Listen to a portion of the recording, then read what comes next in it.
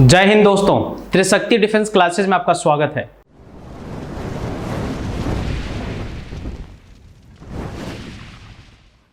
Apostrophe topic हम discuss कर रहे थे। आज उस क्लास को आगे बढ़ाएंगे। हम सीखेंगे और कौन कौन से एक्सेप्शनल कॉन्सेप्ट्स हैं जो अपॉस्ट्रोफी से रिलेटेड है और इम्पोर्टेंट हैं, और वहां से आपके एग्जाम में क्वेश्चन आने की मैक्सिमम पॉसिबिलिटी बनती है। मैं आपसे एक्सपेक्ट करता हूं कि जो पिछली क्लासेस हमारी हैं, जो पिछले वीडियोस हैं जो अपलोड हुए हैं, उन्हें आपने देख लिया होगा। अगर नहीं देखा है तो इसको देखने से पहले आप इसके पिछले एपिसोड को देख लें, ताकि इस क्लास को समझने में आपको आसानी हो। और जिस तरीके से आप हमें सपोर्ट कर रहे हैं, आप अपना प्यार हमें दे रहे हैं, इसके लिए आपका दिल से आभार, आपका दिल से शुक्रिया। ऐसे ही हमें सपोर्ट करते रहें, हमारे चैनल को सब्सक्राइब करते रहें, सेशंस को लाइक करते रहें।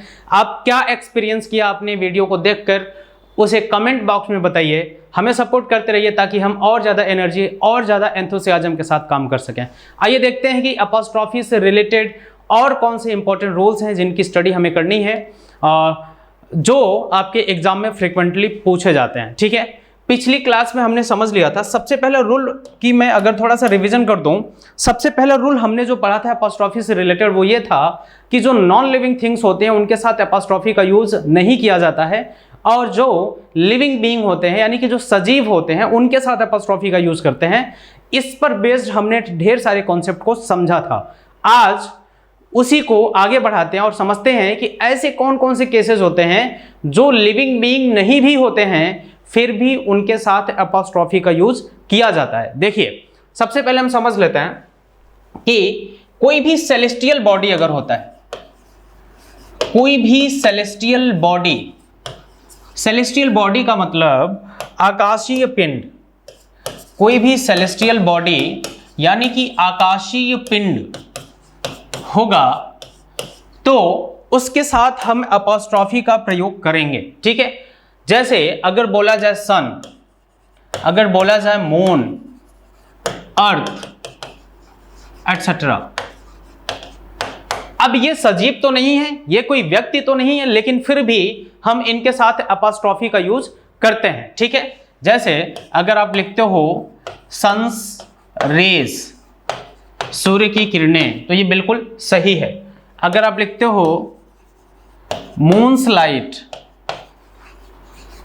तो ये सही होगा। मून के साथ भी आप अपॉस्ट्रोफी का यूज कर सकते हैं। अगर आप लिखते हैं अर्थ एटमॉस्फियर, अर्थ एटमॉस्फियर, तो ये बिल्कुल सही होगा, बिकॉज अर्थ भी एक सेलेस्टियल बॉडी है और इसके साथ अपॉस्ट्रोफी का यूज करना बिल्कुल सही होता है। ये बहुत ही इंपॉर्टेंट कॉन्सेप्ट है, बहुत ही इंपॉर्टेंट कॉन्सेप्ट, जहां से आपके एग्जाम में कई बार क्वेश्चन पूछे जा चुके हैं। तो होप कि आपको ये कॉन्सेप्ट समझ में आ रहा होगा। ये वो एक्सेप्शनल पॉइंट्स हैं जहां आपको ये समझना है कि नॉन लिविंग होते हैं, फिर भी इनके साथ अपॉस्ट्रोफी का यूज किया जाता है। ठीक है, इससे रिलेटेड दूसरा कॉन्सेप्ट समझते हैं। दूसरा कौन सा कॉन्सेप्ट है जहां नॉन लिविंग होने के बाद भी या सजीव न होने के बाद भी हम अपॉस्ट्रोफी लगा सकते हैं। दूसरा समझिए, जैसे कि time, time, weight, temperature, distance etcetera etcetera से रिलेटेड नाउन्स के साथ। समझिए, अगर टाइम से रिलेटेड कोई नाउन है, वेट से रिलेटेड कोई नाउन है, टेम्परेचर से रिलेटेड नाउन, डिस्टेंस से रिलेटेड नाउन्स के साथ अपॉस्ट्रोफी का यूज किया जा सकता है।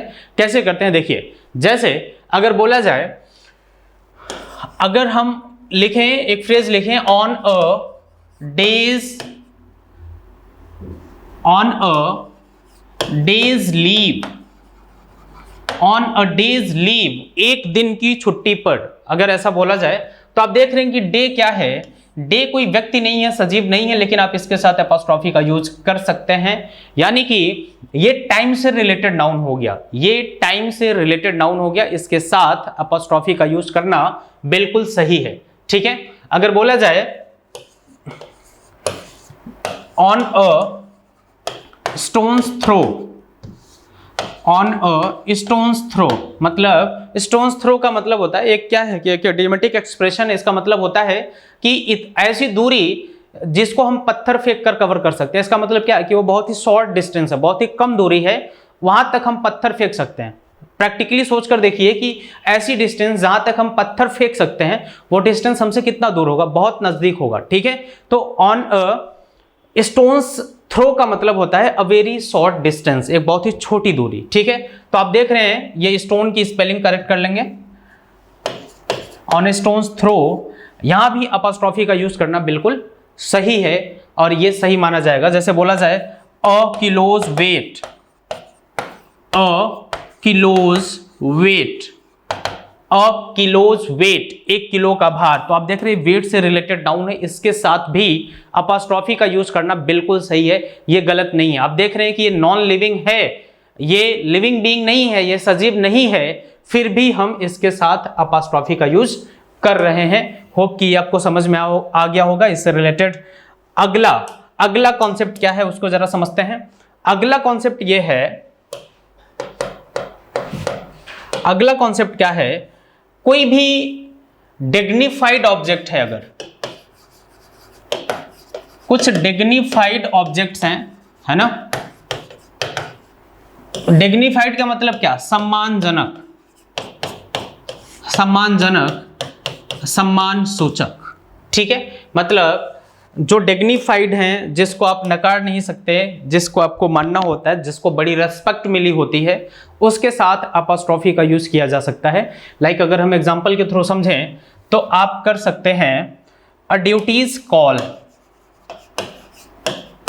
अ duty's call, duty's call, duty की कॉल आ गई है ना, तो वो डिग्निफाइड है, वहां पर आप उसको डिनाई नहीं कर सकते, है ना, उसको एक्सेप्ट करना पड़ेगा। तो ड्यूटीज कॉल, इसके साथ अपॉस्ट्रोफी एस का यूज करना बिल्कुल सही है। अगर लिखा जाए कोर्ट्स ऑर्डर, अगर हम लिखें कोर्ट्स ऑर्डर कर सकते हैं। अगर हम लिखते हैं नेचर्स लॉ, अगर हम लिखते हैं नेचर्स लॉ, तो ये सब बिल्कुल सही है, डिग्निफाइड है, इनके साथ अपॉस्ट्रोफी का यूज करना बिल्कुल सही है। ये वो एक्सेप्शनल कॉन्सेप्ट हम सीख रहे हैं जो लिविंग बीइंग नहीं है, फिर भी हम इनके साथ अपॉस्ट्रोफी का यूज कर सकते हैं, ठीक है। तो होप कि ये भी आपको समझ में आ गया होगा। चलिए इससे रिलेटेड अगले रूल की अगर बात करें तो आपको लिखना होगा, आपको समझना होगा, कुछ पर्सोनिफाइड ऑब्जेक्ट्स होते हैं, पर्सोनिफाइड ऑब्जेक्ट्स। पर्सोनिफाइड का मतलब होता है मानवीकृत, जिनका मानवीकरण कर दिया जाता है, जिनका पर्सोनिफिकेशन कर दिया जाता है ना, मानवीकृत है। मतलब क्या, एक्चुअली वो मानव तो नहीं है, लेकिन उनको ऐसे ट्रीट किया जाता है, इस तरीके से बोला जाता है जैसे कि वो मानव हो, जैसे कि वो सजीव हो। तो ऐसे नाउन्स के साथ अपॉस्ट्रोफी का यूज करना सही होता है, वो गलत नहीं होगा, ठीक है। जैसे क्या लिख सकते हैं, अगर बोला जाए, अगर हम लिखते हैं फॉर्च्यून्स फेवरेट, अगर हम लिखते हैं फॉर्च्यून्स फेवरेट, मतलब किस्मत का पसंदीदा, कोई व्यक्ति किस्मत का पसंदीदा है, इसका मतलब क्या है कि उसकी किस्मत बहुत अच्छी है। अगर कोई व्यक्ति किस्मत का पसंदीदा है, इसको कैसे बोला जा रहा है, ऐसे बोला जा रहा है कि जैसे जो फॉर्च्यून है उसको ऐसे बोला जा रहा है कि जैसे कि वो कोई सजीव है, जैसे कि वो कोई व्यक्ति है, जैसे कि वो कोई मानव है, इस तरीके से उसको किया जा रहा है, लिखा जा रहा है, ठीक है। ये आपको समझना है। तो बोला गया फॉर्च्यून्स फेवरेट, जैसे बोलते हैं ना कि मेरा फेवरेट, वैसे ही बोलते हैं फॉर्च्यून का फेवरेट। तो क्या किससे रिलेट हो रहा है, जैसे कि वो कोई मानव हो, जैसे कि वो कोई व्यक्ति हो, यानी जो फॉर्च्यून है इसका मानवीकरण कर दिया जा रहा है, इसका पर्सोनिफाइड कर दिया जा रहा है इसको, इसलिए इसके साथ अपॉस्ट्रोफी का यूज करना बिल्कुल सही है, ठीक है। चलिए ऐसे लिख सकते हैं, ऐसे लिख सकते हैं आप, deaths IC hands, deaths IC hands, deaths IC hands, मौत के बर्फीले हाथ, डेथ्स आईसी हैंड। तो डेथ है, आप डेथ के साथ देख रहे हैं, डेथ के साथ अगर हमने अपॉस्ट्रोफी एस का यूज कर दिया तो ये बिल्कुल सही है। डेथ को इस तरीके से लिखा जा रहा है जैसे कि वो कोई मानव हो, है ना, उसका पर्सोनिफिकेशन किया जा रहा है, इसलिए डेथ के साथ अपॉस्ट्रोफी का यूज करना सही है, ये गलत नहीं होगा, ठीक है। इतनी सारी चीजें हमने समझ ली। अब इससे रिलेटेड और कुछ चीजें हैं जिसको समझना है, जैसे कि अगर बोला जाए कुछ इंडेफिनिट वर्ड्स होते हैं या डिस्ट्रीब्यूटिव वर्ड्स होते हैं, like someone, someone, somebody, everyone, everybody, no one, nobody,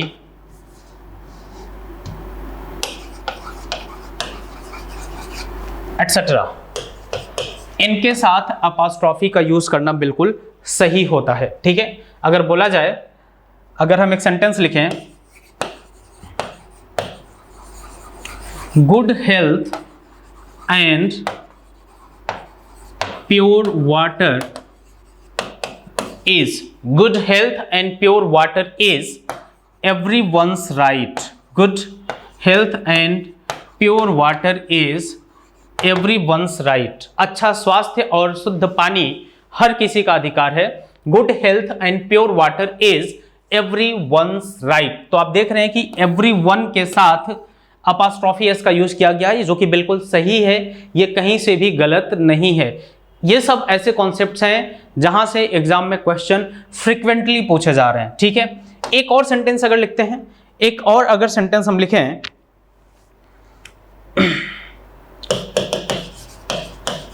I found someone's wallet.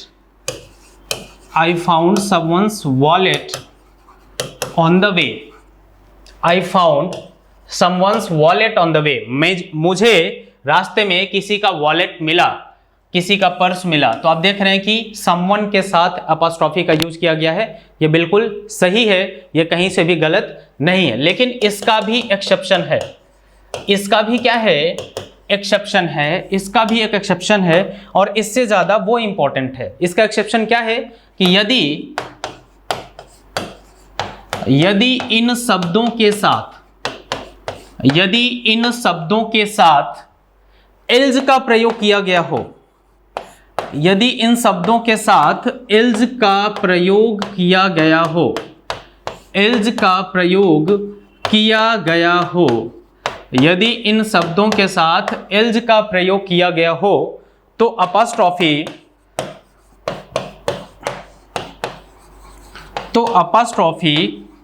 Else के साथ लगाते हैं। तो अपोस्ट्रोफी एल्ज के साथ लगाते हैं। ठीक है, आप समझिए जरा। अब इसको एग्जाम्पल के थ्रू समझते हैं। कोई सेंटेंस लेते हैं, उसमें समझते हैं। जैसे अगर मैं एक सेंटेंस लिख दूं,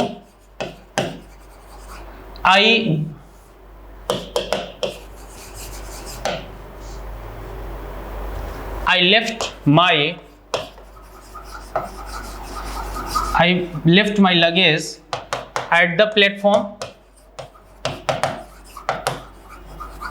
I left my luggage at the platform and picked somebody's else by mistake. ये सेंटेंस है। ये क्वेश्चंस ऐसे मैं लिख रहा हूं जो आपके एग्जाम में प्रीवियसली पूछे जा चुके हैं। ये क्वेश्चंस आपके एग्जाम में पहले आ चुके हैं। ठीक है, देखिए, I left my luggage at the platform, मैंने अपना लगेज प्लेटफॉर्म पर छोड़ दिया, and picked somebody's else by mistake, और गलती से किसी और का पिक कर लिया। ठीक है, तो आप देख रहे हैं कि जो समबडी वर्ड लिखा हुआ है, इसके साथ अपोस्ट्रोफी यूज हुआ है और ये सही भी होता है, ये कहीं से गलत नहीं है। समबडी के साथ अपोस्ट्रोफी का यूज किया जा सकता है, लेकिन आप देख रहे हैं कि इस समबडी के साथ एल्स का भी यूज हुआ है। इस समबडी के साथ एल्स का भी यूज हुआ है, और आपने अभी समझा कि जब इन वर्ड्स के साथ एल्स का प्रयोग करते हैं तो अपोस्ट्रोफी एल्स के साथ लगता है, इन वर्ड्स के साथ नहीं लगता है। तो आपको समबडीज एल्स न करके, अगर इसके करेक्ट आंसर की बात कर लें, समबडीज एल्स न करके आपको लिखना पड़ेगा समबडी एल्स करना पड़ेगा। यानी ये अपोस्ट्रोफी सिंपली आप किसके साथ ऐड कर देंगे, एल्स के साथ ऐड कर देंगे। तो ये था आज का अपोस्ट्रोफी का कंप्लीट सेशन। ठीक है, होप कि अपोस्ट्रोफी में अब आपको कोई दिक्कत नहीं होगी। अब आपके एग्जाम में अगर अपोस्ट्रोफी से क्वेश्चन आता है तो आप उसको गलत नहीं करेंगे। ठीक है, अगर हमारा सेशन अच्छा लगा है तो इसे लाइक कर लीजिए, चैनल पर नए हैं तो सब्सक्राइब कर लीजिए, बेल आइकन को प्रेस कर लीजिए ताकि लेटेस्ट वीडियोस की नोटिफिकेशन आपको मिलता रहे। मिलते हैं अगले किसी वीडियो में, अगले किसी और इंपॉर्टेंट सेशन के साथ। जय हिंद, जय भारत।